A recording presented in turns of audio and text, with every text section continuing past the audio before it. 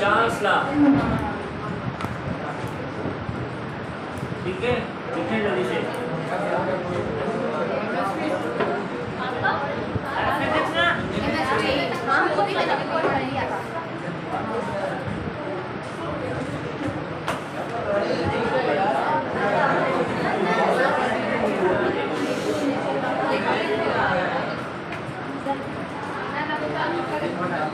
क्या मसला है?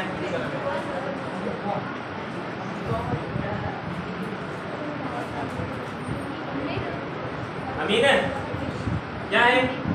क्यों उसको पीछे जाओ, कॉपी कहाँ है?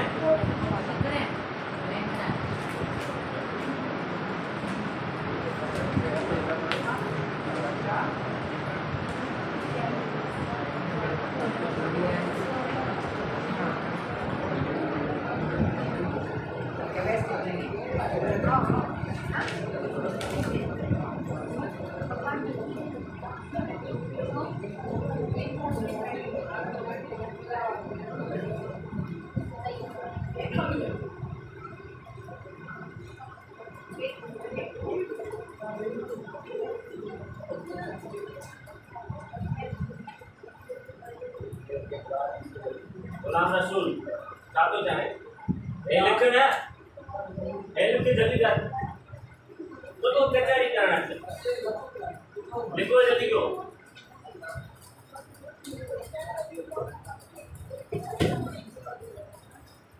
ओके, गेस लॉस में हमारा second law that is the Charles law. इधर देखिए sir, Boyle's law was the relation between volume and pressure, ठीक है। और जो हमारा चार्ल्स लॉ होता है that is basically the relation between volume and temperature. तो वॉल्यूम और टेम्परेचर के दरमियान में अगर कहे क्वेश्चन में कि define the relation between volume and temperature of the gases, तो हम क्या करेंगे, हम चार्ल्स लॉ को डिफाइन करेंगे। जहां समटाइम्स डायरेक्टली भी क्वेश्चन आता है कि डिफाइन द चार्ल्स लॉ, सही है सर। तो चार्ल्स लॉ में क्या होता है, चार्ल्स ने ये कहा था कि जो भी गैस हो गिवन उसका जो वॉल्यूम होता है V, वो हमेशा डायरेक्टली प्रोपोर्शनल होगा टू द एब्सोल्यूट टेम्परेचर, यानी कि जो भी हमें टेम्परेचर होगा उसके डायरेक्टली प्रोपोर्शनल होगा। अगर हम टेम्परेचर को इंक्रीज करेंगे तो वॉल्यूम भी क्या होगा, इंक्रीज होगा, और अगर हम टेम्परेचर को डिक्रीज करेंगे तो वॉल्यूम भी डिक्रीज होगा गैसेस का। आई बात समझ में। लेकिन इसने ये कहा कि जो प्रेशर है उसको हमें क्या करना पड़ेगा, कांस्टेंट रखना पड़ेगा। ये कांस्टेंट ऑफ प्रोपोर्शनलिटी नहीं होता, बल्कि हमने इस प्रेशर को कांस्टेंट रखना होता है खुद से, क्योंकि तीन फिजिकल क्वांटिटीज होती है, तो एक को हमें कांस्टेंट रख के और दो का रिलेशन बताना होता है। तो यहाँ पे जब हम बॉयल पढ़ रहे थे तो टेम्परेचर वाज कांस्टेंट, लेकिन यहाँ पे प्रेशर इज कांस्टेंट, और वॉल्यूम और टेम्परेचर का हमने बता दिया रिलेशन आपस में कि वो क्या होते हैं, डायरेक्टली प्रोपोर्शनल। जैसे हमने पिछले लॉ में किया था, प्रोपोर्शनलिटी को हटाएंगे और क्या देंगे, इक्वल की सैंपल देंगे और के देंगे कांस्टेंट ऑफ प्रोपोर्शनलिटी, और टी हमारा टी का टी ही रहेगा। तो हम यहाँ पे कहते हैं कि where k is the constant of proportionality. आई बात समझ में, यानी कि जो प्रोपोर्शनलिटी का कांस्टेंट होता है वो इस कांस्टेंट से अलग होगा। ओके, तो यहाँ पे हमारा रिलेशन बन गया V = K × T। Again like the Boyle's law, यहाँ पे हम K का वैल्यू करेंगे अलग, तो हमारा K किसके बराबर हो जाएगा, V/T। ये V है, ये V इधर ही पड़ा है, ये T इसके साथ मल्टीप्लाई है, जब ये क्रॉस होके उधर जाएगा तो क्या हो जाएगा, V/T हो जाएगा। सही है, ये हो गया हमारा रिलेशन नंबर 1। हाँ, फिर हम कांस्टेंट ऑफ प्रोपोर्शनलिटी देते हैं ना, जैसे हमने पहले किया था कि हमने जब प्रोपोर्शनलिटी को हटाया हमने इक्वल की साइन दी और कांस्टेंट दी, तो अगेन जो कांस्टेंट है वो K ही है। तो वो तो प्रेशर का रिलेशन अपॉन था ना, हमने तो K ऊपर ही लिखा था डायरेक्ट। हाँ, अब क्योंकि हमें K को करना है अलग, जैसे हमने यहाँ पे K को किया था तो P डिवाइड में था, उधर गया मल्टीप्लाई हो गया था, यहाँ पे T मल्टीप्लाई में उधर जाएगा तो डिवाइड हो जाएगा, तो ये हो जाएगा V/T। क्लियर? तो बॉयल्स लॉ में इधर देखो, बॉयल्स लॉ में K बराबर था किसके, PV के, और चार्ल्स लॉ में K बराबर है V/T के। तो ये हो गया हमारा कांस्टेंट का वैल्यू। ओके, अब अगर हम इसके बी और टी का ग्राफ बनाएंगे तो कैसे होगा। जब देखो हमने क्या किया, हमने ये बनाया ग्राफ, ये हमारा बी और ये हो गया हमारा टी। तो इसको हम क्या कहेंगे, अब हम कहेंगे कि ये बी और टी का है ग्राफ है। सही है। वाइल्ड्स ने किसका ग्राफ बनाया था, बी और टी का, और इसने बनाया बी और टी का। इसको हम कैरेक्टरिस्टिक ग्राफ भी कहते हैं।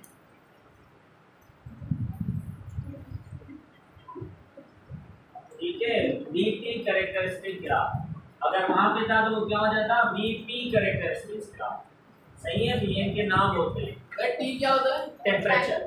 अब इधर देखो, अब अगर वॉल्यूम है 0, हमने पहले वैल्यू दे दिया 0 1 2 3 और 4, यहाँ पे भी 1 2 और यहाँ पे हमने दिया 3। सही है। अब हम इनको दे रहे हैं पॉइंट्स। अगर वॉल्यूम 0 हो तो टेम्परेचर कितना होगा, वो भी 0, क्योंकि दोनों में डायरेक्टली प्रोपोर्शनल, दोनों के बराबर बराबर। तो हमने शुरू वाला पॉइंट लिया इधर। अगर हमने वॉल्यूम को 1 बढ़ाया तो टेम्परेचर कितना होगा, वो भी 1 हो जाएगा, यानी सेकंड पॉइंट आ गया यहाँ। सही है। फिर हमने वॉल्यूम को 2 पे किया, टेम्परेचर क्या हो जाएगा, वो भी हो जाएगा 2। वॉल्यूम को किया मैक्सिमम, तो टेम्परेचर भी क्या हो जाएगा, मिनिमम। अब अगर हम इन पॉइंट्स को आपस में मिलाएंगे तो ये क्या बना, स्ट्रेट लाइन बनेगी। सही है।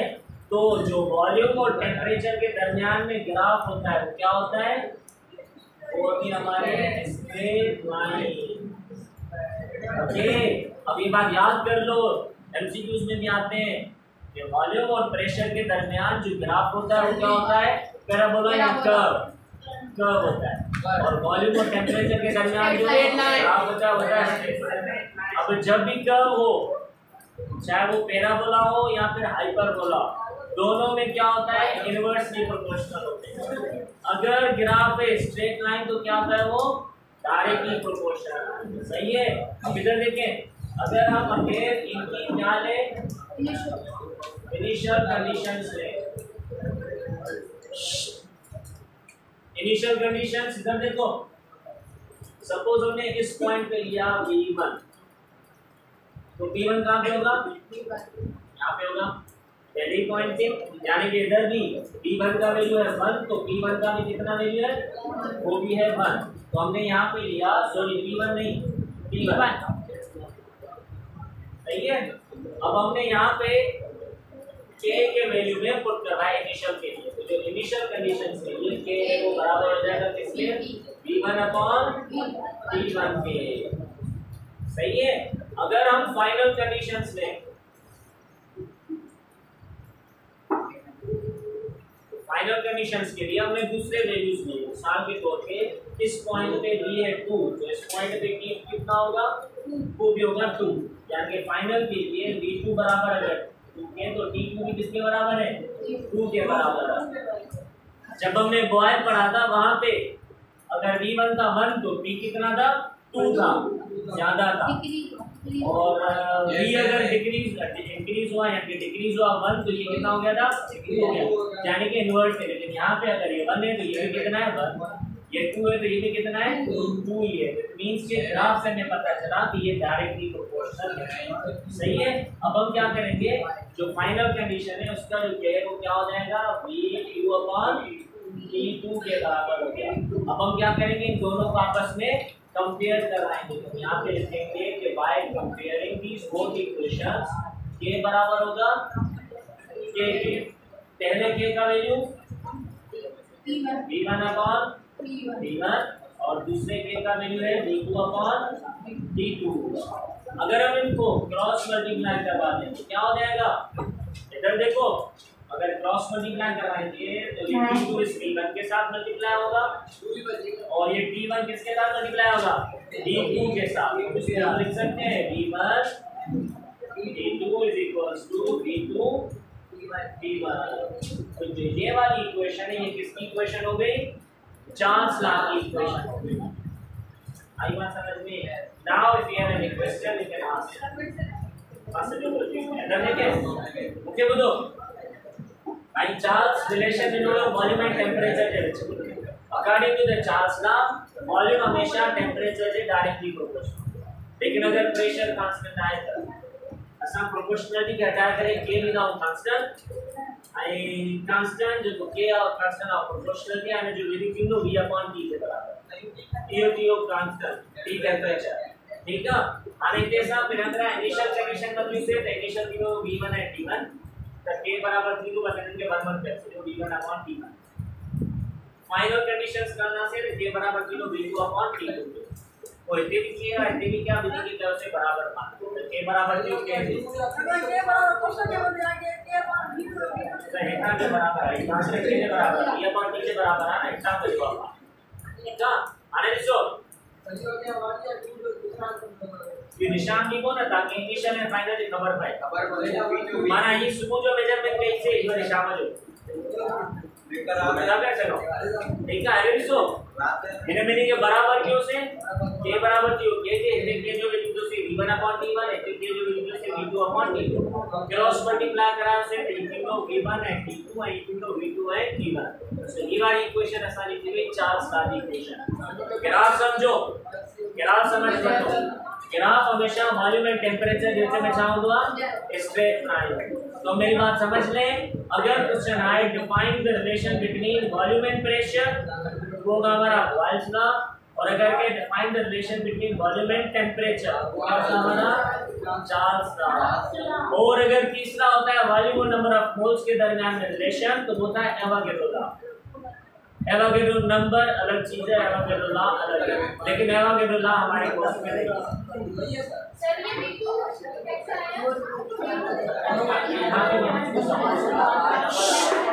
इधर देखो यहाँ पे तो मैंने पिक्चर में समझा दिया कि ये V1 और ये V2 ये T1 T2 लेकिन जब आप आंसर लिखोगे तो इनको लिखोगे supposition let us consider V1 as the initial volume and T1 as the initial temperature बोलते हैं तो सपोज क्या है सपोज करके आप इसके बात सही है तो ये हो गया हमारा चार्ल्स का अब हम नेक्स्ट पढ़ेंगे आखिरी लॉ जिसको कहते हैं general case law T multiply में है उधर जाएगा तो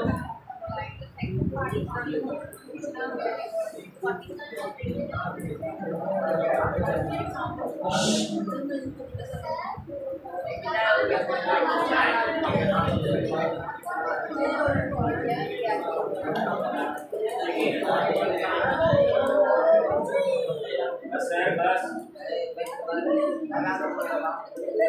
देखिए बात देखिए हम और क्या बात है देखिए मल्टीप्लाई किया ना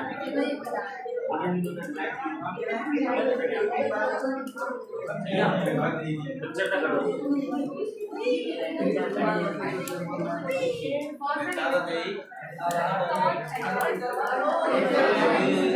ये लाइट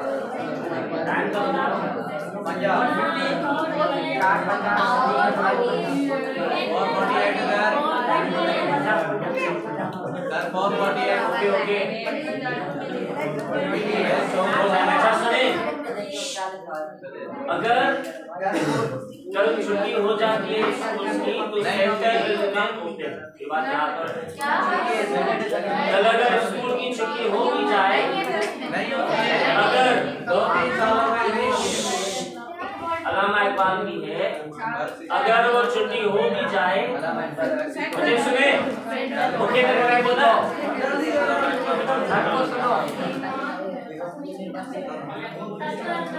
अगर छुट्टी हो या ना हो सेंटर ओपन ही होगा, आपको आना है, सेंटर बंद नहीं होगा।